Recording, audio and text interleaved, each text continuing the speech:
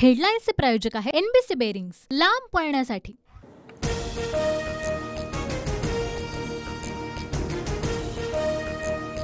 बारामतीची लढाई सुप्रिया विरुद्ध सुनेत्रा नव्हे तर मोदी विरुद्ध राहुल गांधी अशी लढाई, फडणवीसांचं इंदापूरमध्ये वक्तव्य। राज्यात 2.5 वर्ष वसुली सरकार होतं। इंदापूरमधील सभेतून फडणवीसांचा उद्धव ठाकरेंवर निशाणा, तर अजित पवार विकासासाठी भाजपसोबत आले, फडणवीसांचं वक्तव्य।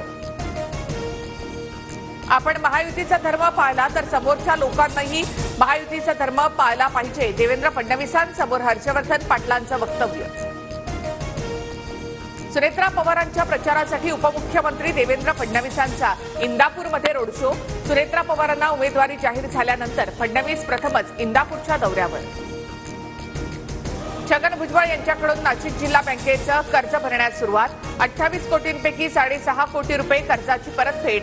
भुजबळांकडून नाशिकमधून लोकसभा लढण्याचे संकेत। नाशिकमध्ये छगन भुजबळ यांच्या उमेदवारीला भाजपच्या दिनकर पाटलांचा विरोध।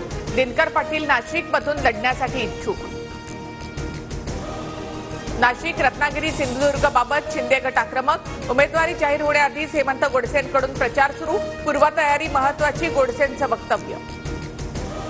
नाना पटोले एका खासदाराच्या मृत्यूची कामना करतात, हा असंवेदनशीलतेचा कहर। पटोले यांनी माफी मागावी, फडणवीसांचा ट्विट करत पटोलेंवर निशाणा। अकोल्याचे भाजप खासदार व्हेंटिलेटरवर, निवडणुकीतच व्हेंटिलेटर काढतील, नाना पटोलेंचं वक्तव्य वादात, भाजपचा हल्लाबोल। महिला हक्क कार्यकर्त्या शोभा सेन यांना दिलासा। एल्गार परिषद प्रकरणात सर्वोच्च न्यायालयाकडून जामीन मंजूर। वाधवान पितापुत्राला पंजाब आणि महाराष्ट्र बँक घोटाळा प्रकरणात जामीन मंजूर। ईडी आणि आर्थिक गुन्हे शाखेच्या गुन्ह्यातही जामीन। काँग्रेसच्या वर्किंग कमिटीची बैठक सुरू। काँग्रेस अध्यक्ष मल्लिकार्जुन खरगे, सोनिया गांधी उपस्थित। अमेठी आणि रायबरेली या जागांसंदर्भात निर्णय होण्याची शक्यता। काँग्रेसच्या जाहीरनाम्यामध्ये आरक्षणाची मर्यादा वाढवण्याचं आश्वासन, तर अग्निवीर योजना बंद करून जुन्या पद्धतीनं सैन्य भरती करणार, काँग्रेसची घोषणा।